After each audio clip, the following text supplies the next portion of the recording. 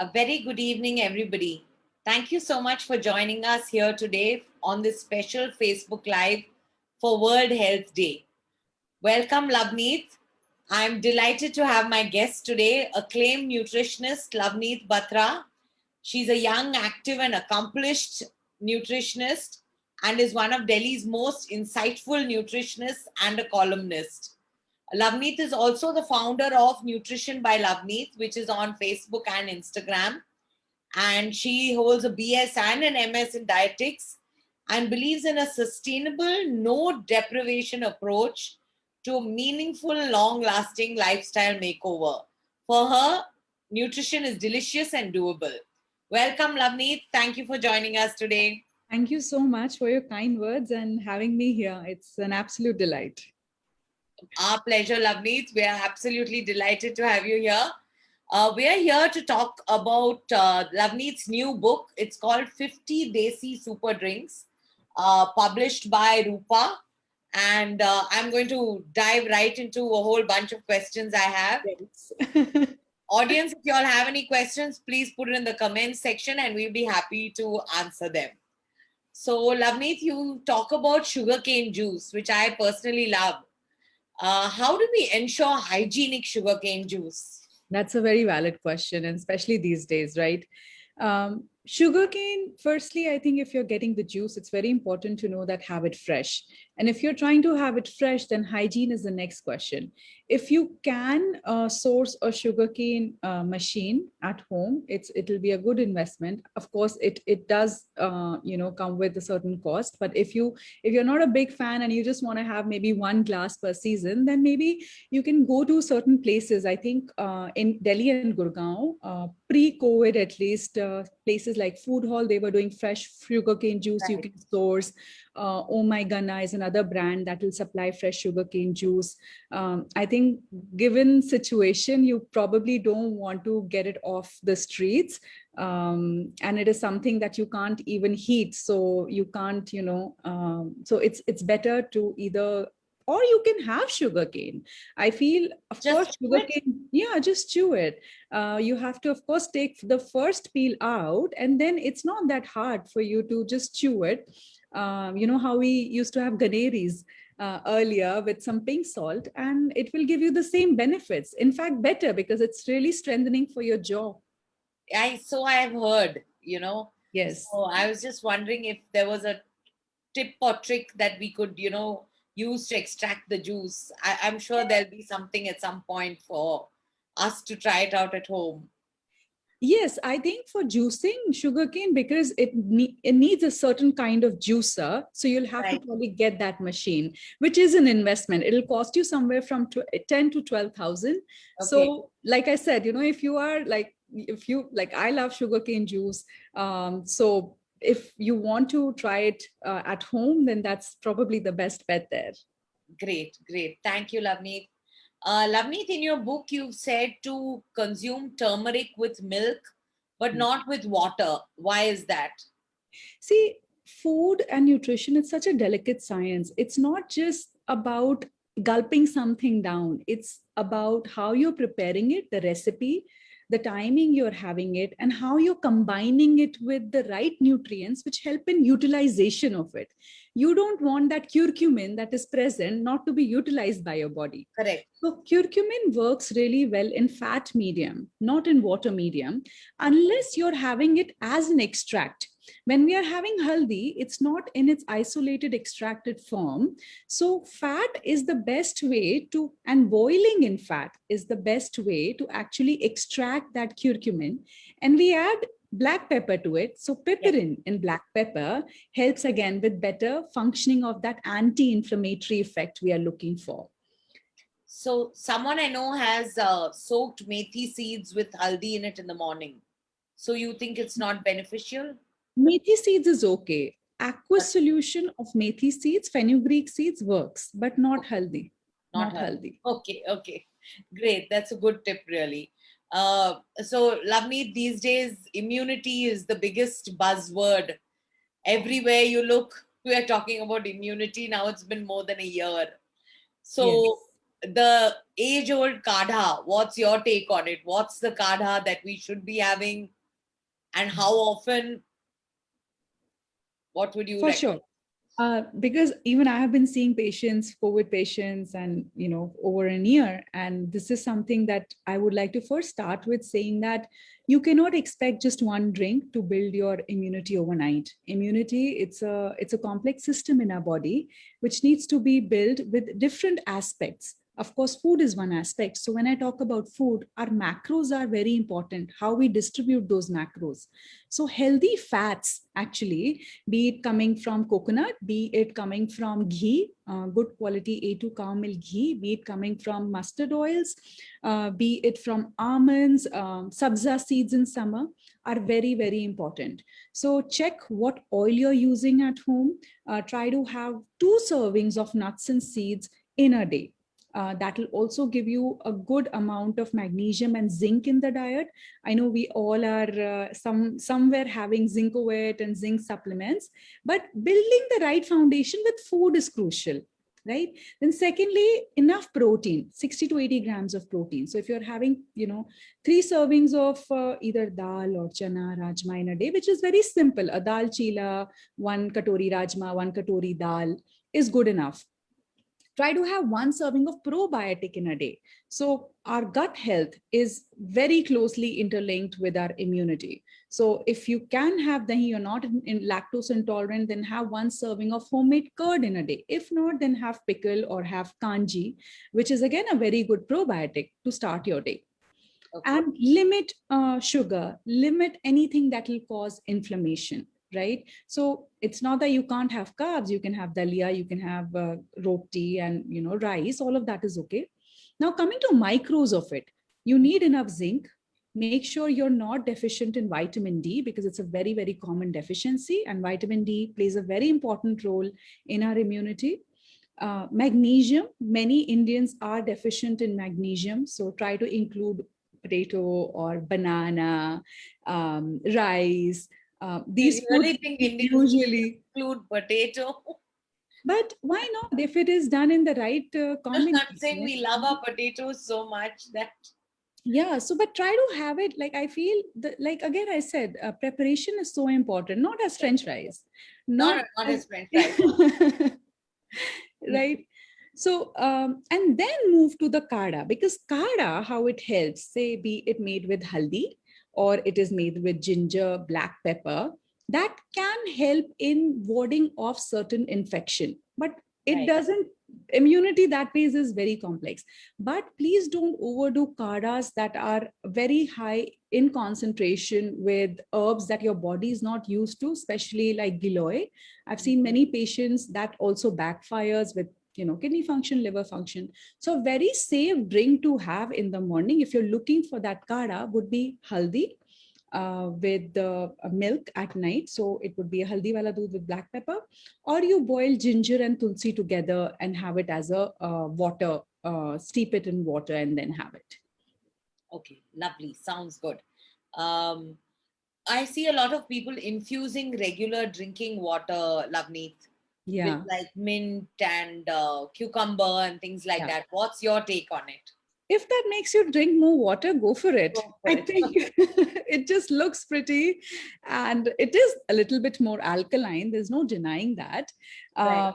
And it does has that little bit of flavor, but many people are so obsessed over it that they don't want to drink regular water because they're so driven that, okay, if I'm having mint infused water, it is doing me a lot more. Wonders.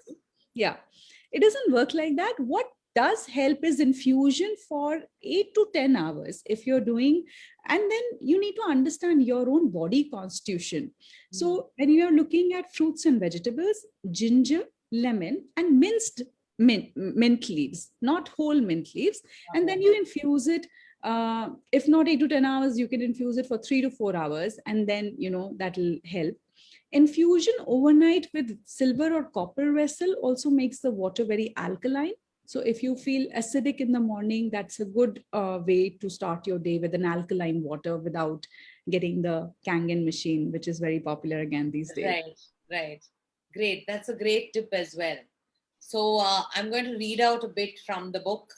It's where you've said, however, tea had an opposite effect on women consuming more than or equal to 3 cups per day of tea, as it showed a decreased risk of rheumatoid arthritis compared with women who never had tea. Yes. So I think this is great news for tea lovers. So you say that we should not brew the tea for too long. Not for 5 minutes, no. Okay. So if you are looking for a healthy preparation, it would be 1 to 2 minutes of brewing. And again, if many people do need a higher dose of caffeine and weaning off is more difficult, so in that case, then you limit your frequency. The idea is to limit your caffeine to less than 200 milligrams in a day to make sure that you're not getting inflammation. So up to 200, 150 to 200 milligrams can actually help your body. But if you go beyond that, it'll start doing harm. So too much of anything is not good. So Absolutely. 1 to 2 minutes of brewing is ideal. Okay. I have a question from Ambika. She says, is peppermint safe to drink? I grind the leaves. Yeah, it is safe Yeah. to drink. It Okay. is, and especially for women who have acne relating to high insulin levels, high androgens, PCOS, it can be a very good mid-meal drink to have. Great. Lavneet, now that we've talked about tea, I want to know what's your take on coffee. And in fact, my colleague Subhashini has also mentioned that Indian families are used to having filter coffee, coffee and chai. It's been followed since many generations. Is there any nutritional value in these beverages? And how and why did this come about? Because a lot of nutritionists do not approve of this. Right. So my first question is, what's your take on coffee? Coffee, I have a mixed take there depending on Okay. who I'm talking to. So I if love coffee. somebody, so if somebody has sleep issues, anxiety, high TSH, hypothyroidism, high cortisol levels, I would say it's better to let go of coffee and better to rely on caffeine from tea, which doesn't give the same effect as coffee, even in the same amount. Although coffee does have higher value of caffeine. So if you don't have any of these conditions and you love your coffee, it's important first to source your beans right. Don't go for instant coffee for sure. For sure. And don't exceed more than 1 cup a day. I know many people these days, the bulletproof coffee, and I have coffee, it helps me with metabolism and it kills my appetite. Beyond 200 milligrams, again, it will actually lead to inflammation because it leads to hyperactivity in your system, which I don't think we need right now. We're all already in a state of being which is restless. So we need foods that will support us be alert and calm at the same time. And for most people, coffee would not do that. And especially black coffee. I see so many people, especially trying to fast and trying to cut down on calories, keep having black coffee. You're actually really messing up your gut health. You're starting your day with something that is very, very acidic. And in that effort to kill your hunger, you're lowering your metabolic rate. So that is not good. But if you love your coffee, have a banana or have a fruit before having your coffee, or you have it in your A2 milk or almond milk, because that helps in ensuring that the caffeine's absorption in the system is not very quick. So as long as the spike is not very quick, you'll still be okay. Great. Thank you for that. I have Astuti saying yay for chai because I know she's a chai lover. But Astuti, remember, Lavneet said to brew only for 2 minutes. I have another question from one of our viewers, Lavneet, Manisha Misra. She says, please give us some tips for PCOD. I think this is a question that a lot of people will have. So we could take that. So PCOD comes with many a cluster of problems. It can vary from person to person. It could be excessive weight gain. It could be skin related problem, hair thinning, irregular periods, or even infertility, right? So if you are suffering from PCOD, have a very candid talk with your doctor. Which hormonal levels are off? Is it my FSH-LH ratio off, my high prolactin? Is it high insulin? Or it's a cluster of problem? Because with diet, we have to really understand what kind of hormonal imbalance is there. But if I had to say three tips like that will help all PCOD patients would be on a high fiber diet and focus on your gut health. Because if you're constipated, if you're acidic, if your gut health is not good, then we cannot aim for hormonal balance no matter what. Our liver is the organ that is metabolizing different kinds of estrogens. Like we have good cholesterol, bad cholesterol, same way we have good estrogen, we have bad estrogen. So we want to retain the good estrogen, we want to let go of the bad one.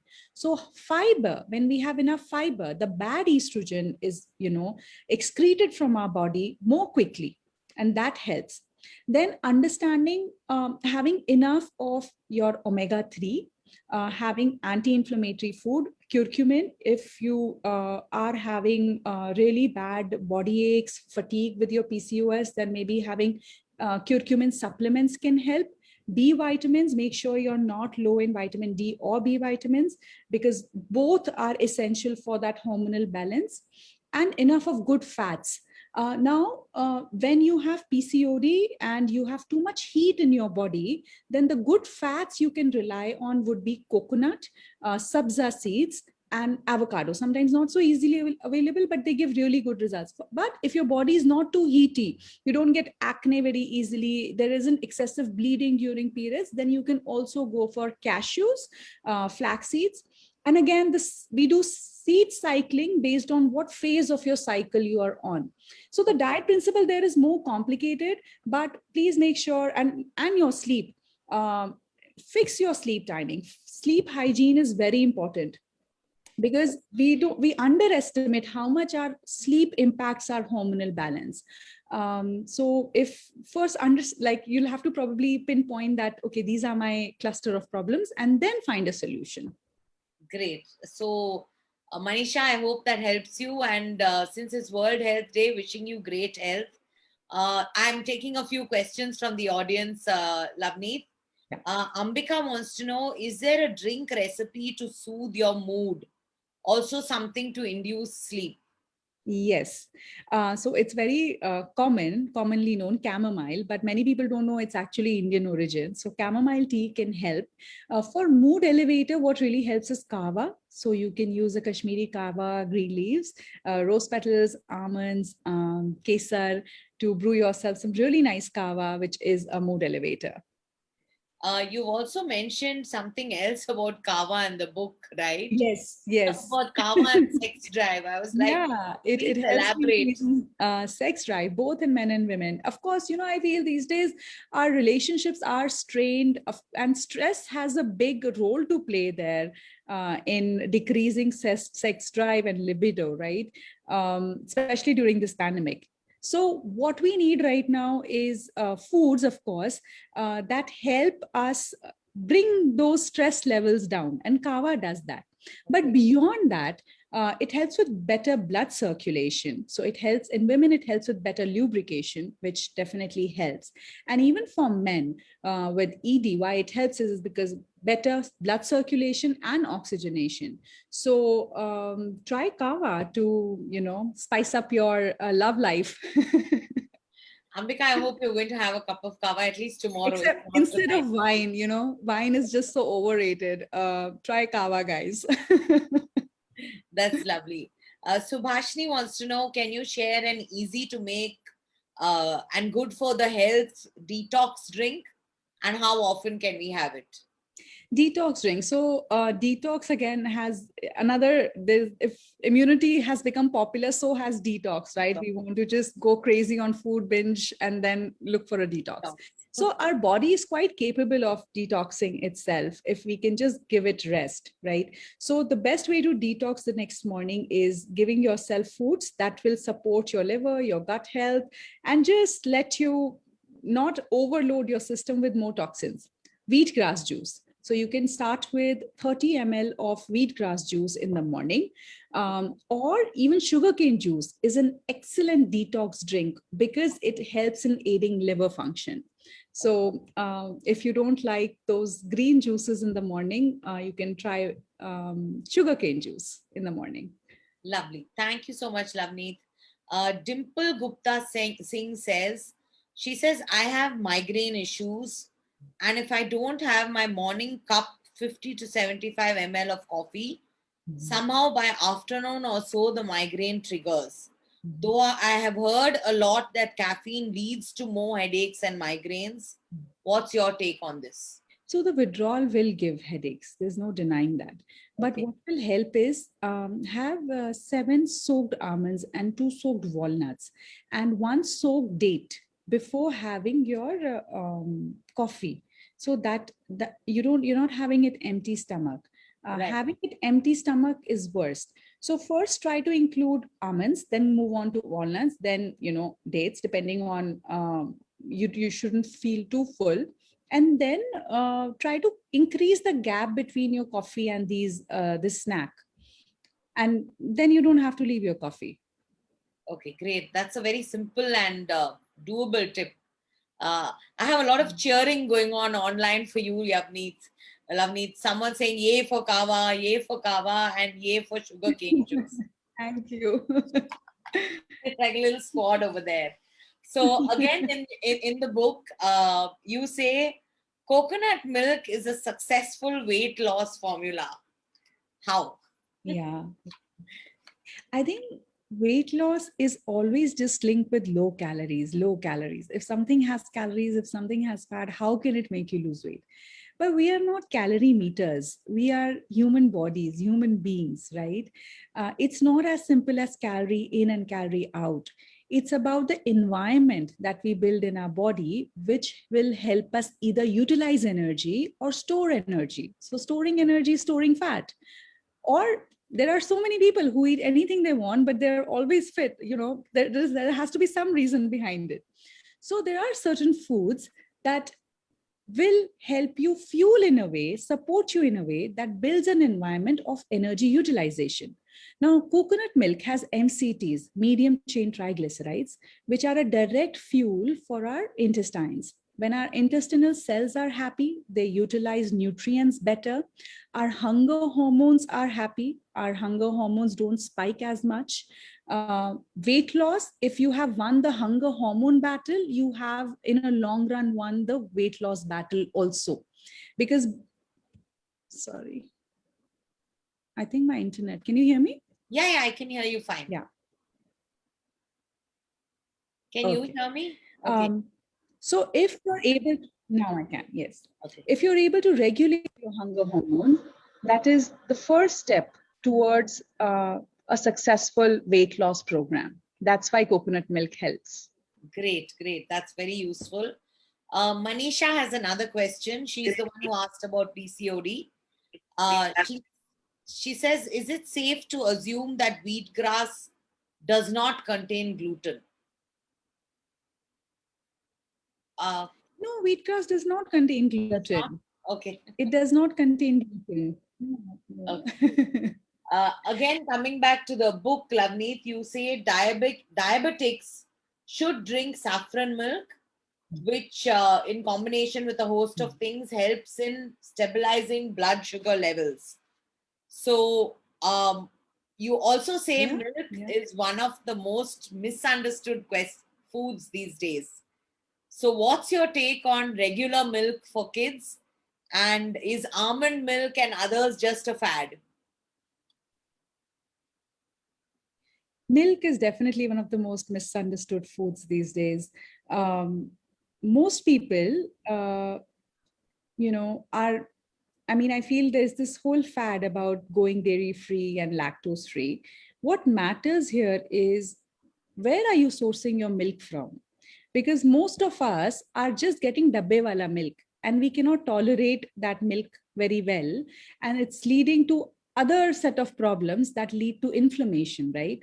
Now, the Indian cow milk a Gir cow, Sahiwal cow produces A2 cow milk, which is non-inflammatory. Actually, it helps in fighting inflammation. So it's a different kind of casein in both these milks. So the milk that is mass produced is mostly A1 milk, which is leading to that inflammation.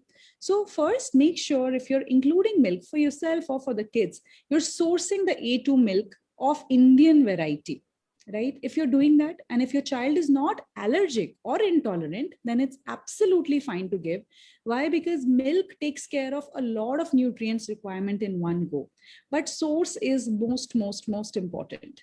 And when we talk about nut milks, it's not the right nutrient substitutes. I feel like we love the milk so much that we've just found a better, like a taste substitute there, like a palate substitute. But nutritionally, they are very different. I believe that it's better to just eat your nuts, not have it in its milk form. And especially if you are replacing your cow milk with dabbe wala almond milk, then actually you're doing more harm to your body. Which is full of like preservatives and other, sugar substitutes. It might say these many calories and zero sugar, but you're actually pouring in more chemicals. So that doesn't help for sure. What about our dairy giants in India? How safe is their milk? Again, I feel like we'll have to do a little bit of more, their conscious effort of sourcing the milk from local, suppliers. I would suggest that, because wherever it is mass produced and it is being sold in plastic thelis and plastic bags, you can expect, right, the food quality to go missing. Right. And why I'm saying, I mean, of course, we can't skip the food supply chain we are in these days, but why with milk it is important? Because we have it daily and we have it multiple times in a day. So establishing that system for your household is worth the effort, that you find somebody who can give you good quality A2 cow milk and can supply on daily basis. Great. That's wonderful, Lavneet. Is there, Subhashini wants to know, is there a way to find genuine A2 milk? Like, how will we know it's genuine?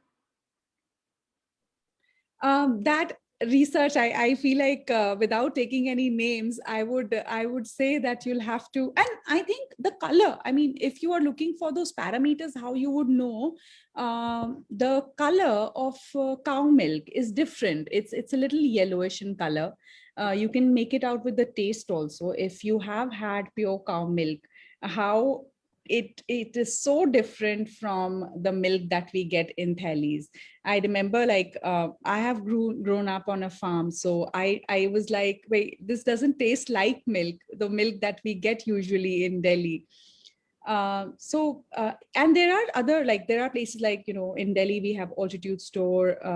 There are other few names I can share who are supplying good quality A2 cow milk. So it's not difficult. Our community also has this question very often. So Yeah. I'm sure we can source it in Gurgaon as well. Yes. Tell me, Lavneet, is there a difference between buttermilk and lassi? And which is good for us, which is not?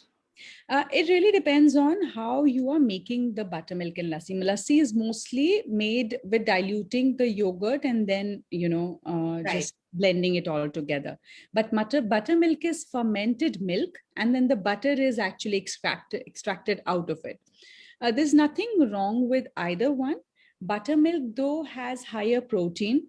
It has a better probiotic culture, a stronger probiotic culture. So if you're looking for that, then you can go for buttermilk, ferment the milk with malai, like for a couple of days. And then you have to extract the butter out of it. And whatever is remaining is buttermilk. Okay. And that's not whey water. That is buttermilk. That is buttermilk. Whey water is when we make paneer at home. And that's the residue. Yeah. Okay. Because I'm just clarifying it all. Yes, but buttermilk has both proteins, casein and whey, both in 80 to 20, like the ratio is 80-20, because only the butter is extracted out. Right. Got it. Subhashini wants to know, is it safe to have milk that is not pasteurized, like the A2 milk?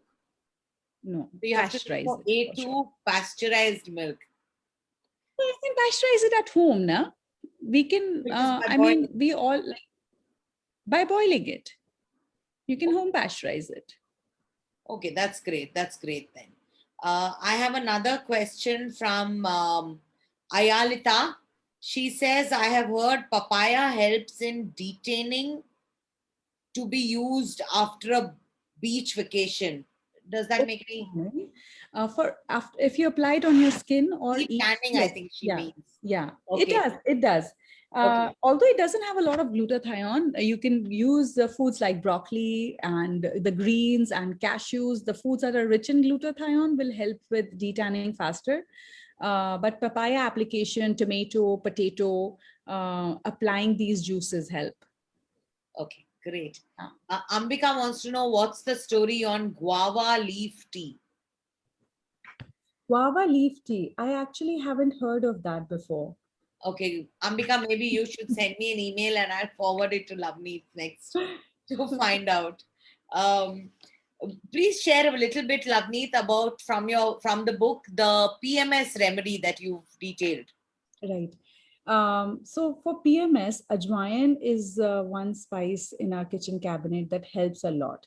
So what you could do is take about 350 ml of water, put 2 teaspoons of ajwain in it, and give it 2-3 good boils. Once it has boiled and you see the water color changing, then you add 1 teaspoon of gur in it. And for PMS, have it empty stomach in the morning or whenever you're about to you get those cramps start happening, you can just have that hot. In fact, you can have it every day, Okay, of twice. your period. Okay. And if you get a lot of blood clots, excessive bleeding, you can go for good ajwain, jeera, all three mix. And is it safe to give younger children like teenagers? Yeah, it's very safe. Safety is not an issue here. In fact, even postnatal for pregnant after delivery while lactation, this is a drink that can really help in even getting energy levels back, just muscular pain in general. Okay, great.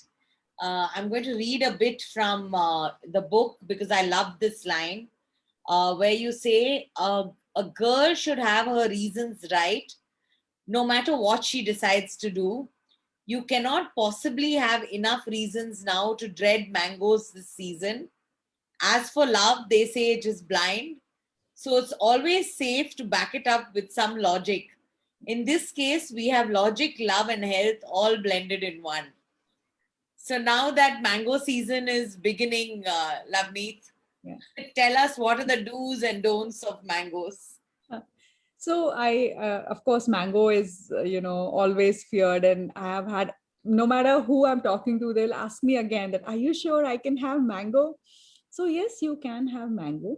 Yes, it is higher in sugar as compared to other fruits, but that doesn't mean that you can't eat it. In a day, we need 130 grams of carbs minimum. Now, if from mango, if you're getting about 35 to 40 grams, that's okay. You just need to know how to balance it. The best time to have the mango is in the morning or before your workout. Worst time to have it is after the meal. So that is an indulgence most of us do. So please don't do that because that increases the sugar levels a lot. Okay. If you're a diabetic or you're trying to control your sugar levels and then you're wondering if I can ever eat mango, then you can't have mango in a like a juice form for sure. How you can have mango is either you mix it in curd and then you put 1 teaspoon of flax seeds in it. And if you think that totally destroys the flavor for you, then you have the curd and flax seeds separately and then enjoy your slice of mango with it separately. So what we are trying to do there is, of course, we are trying to hold that sugar from spiking very instantly. And with any kind of this sugar that is easily absorbed in the system, timings and combinations are very, very important. So make sure you do that. Another tip with mango is, and especially it's early in the season, is make sure you're soaking it for 8 to 10 hours to take, of course, the residue out. And also it becomes less heaty in constitution.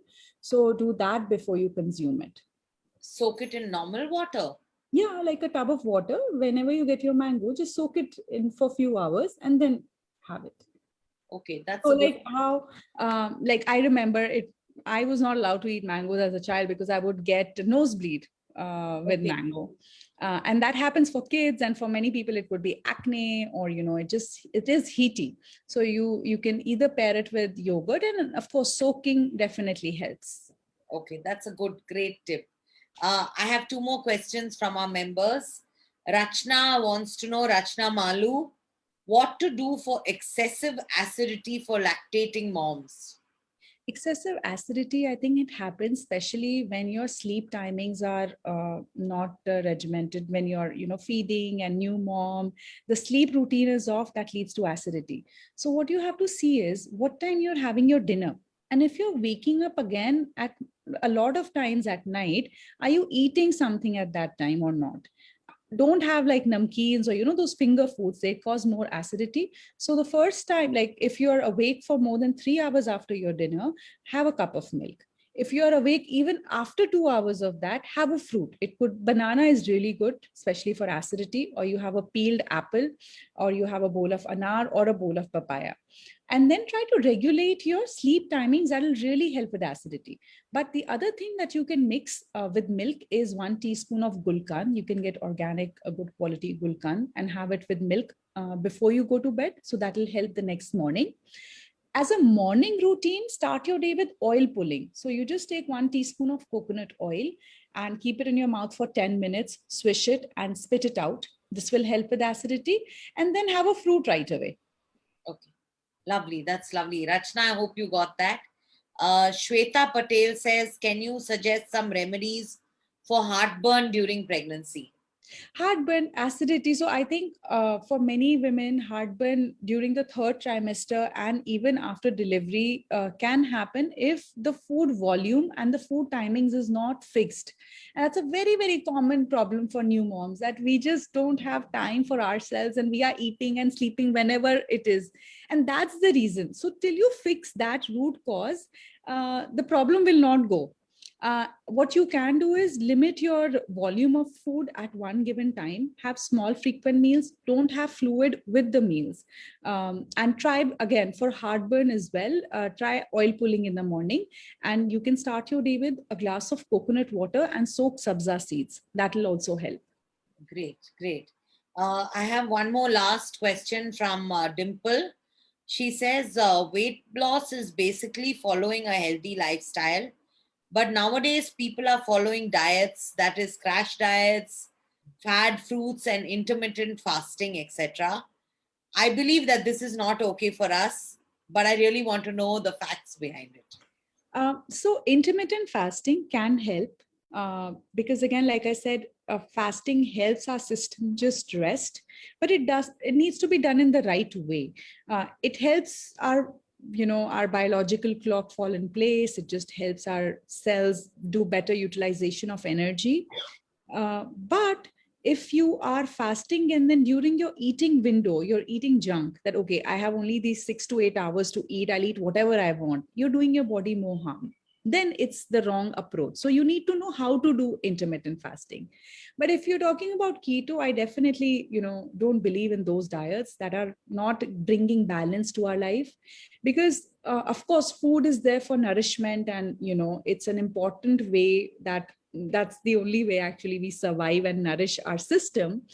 But it goes beyond that. It needs to be part of your life in a way that is not punishing you, that is as normal as possible for you, that takes into account how your family is eating. Because if we don't keep these factors into consideration, whatever plan we do will be short lived, and so will be your fitness. So whenever you're looking for something that will make you fit, the sustainability has to be there. If it's not sustainable, the results are also not sustainable. Got it. Right. That really makes a lot of sense, I would say. Uh, please tell us, Lavneet, since this book is entitled 50 Desi Super Drinks, what's the weirdest drink you've tried? This is again a childhood memory. I think now I'm like, nothing is weird anymore. Okay. But it was colostrum. Okay. My nanny would call it boli. So, like growing on a farm, we were just like, there was no escaping it. If it's the first milk, bovine milk, and it's supposed to be really good. At that time, they would give us all sorts of stories about why you should have it, but it is really good for our immunity. It's really good for gut health, especially for people with weak digestion, leaky gut, IBS. So that was the weirdest drink, because it actually, the first milk, when you boil it, the texture was just not sitting well with me when I tried it the first time. But I think now it doesn't matter. And what's your favorite drink? Subhashini wants to know. Oh, I'm a chai lover, so it'll be masala chai. That's really lovely. There'll be a lot of people who will agree with you, Lavneet, on that one. But thank you so much, everybody, for joining us today, and wishing you good health today on World Health Day. This is Lavneet's book. I'm holding it at this angle because of the sunlight in my room. 50 Desi Super Drinks. Thank you, Geetu and Rupa Publications, for this Facebook Live. And do stay tuned to Gurgaon Homes' Facebook page for more such events. Thank you so much, Lavneet, for joining us today and so patiently answering all our questions. Thank you so much. Everyone has really, really enjoyed it. And Lavneet's Facebook has been tagged with our main post, so you can follow her there for more tips. Thanks Thank so you, much. everybody. Thank Thank you you, for everyone. joining us. Thank you.